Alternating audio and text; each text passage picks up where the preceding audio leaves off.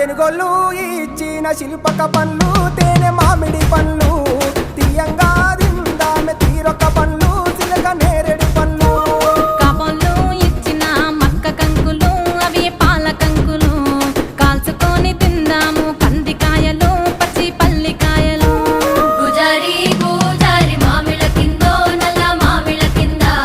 కుసుమరోళ్ళేసిన కుందన బొమ్మ అది కుందన బొమ్మ